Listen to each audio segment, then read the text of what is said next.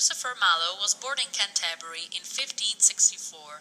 We don't know his exact day of birth, but we know that he was baptized on the 26th of February 1564, so we can deduce that he was born a few days earlier, because during the 16th century it was common to baptize children a couple of days after their birth.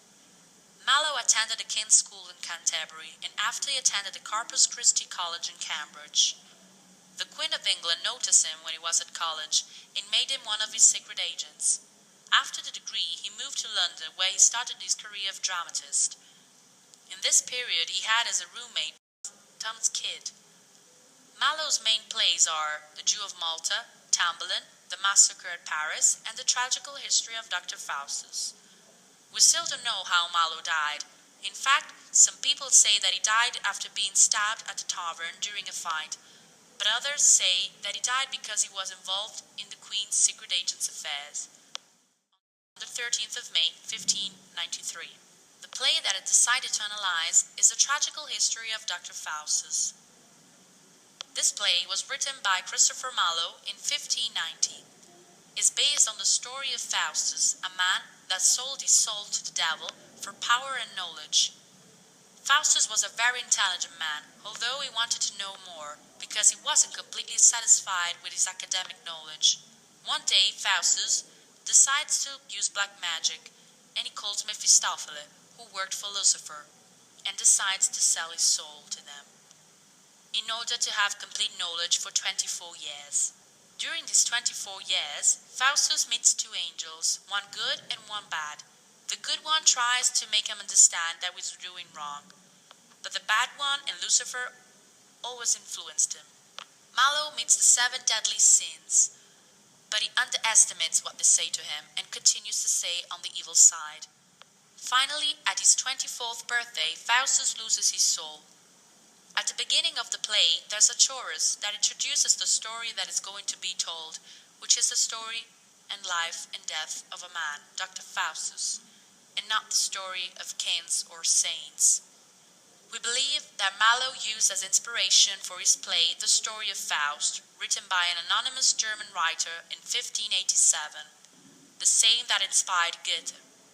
The first performance of the tragical history of Dr. Faustus was performed by the famous theatric company of the time, called The Admiral's Man, from 1594 to 1597 for 25 times. The principal themes of the tragical history of Dr. Faustus are 2, the sin and the magic. The sin, because Faustus is a greedy man. In fact, he's unsatisfied of his knowledge and wants to know more, and decides to call the devil in order to have what he wants. Magic is the second important theme, because Dr. Faustus uses black magic to call the devil.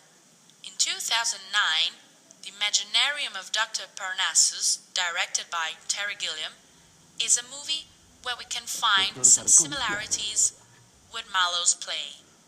In fact, the protagonist, Dr. Parnassus, interpreted by Christopher Plummer, decides to call the devil, who is Mr. Nick, interpreted by Tom Waits, in order to gain immortality in exchange for his daughter's soul. The main difference, though, is that in the movie, at the end, Valentina, Parnassus' daughter, interpreted by Lily Cole, manages to live her life without any problems, thanks to a man, Tony, who falls in love with her. Tony in the film is interpreted by 3 different actors. Another film where we can find similarities with Marlowe's play is The Devil's Advocate, directed by Taylor Hackford in 1997. In this movie, the protagonist, Kevin Lomax, a famous lawyer, interpreted by Keanu Reeves, seems to have won against the devil's temptation, but at the end of the movie, he feels happy that he's in the center of gossip, because a journalist wants to interview him. But at the end, we discover that the journalist was the devil, interpreted by Al Pacino, that finds in him vanity. Vanity. Definitely my favorite sin.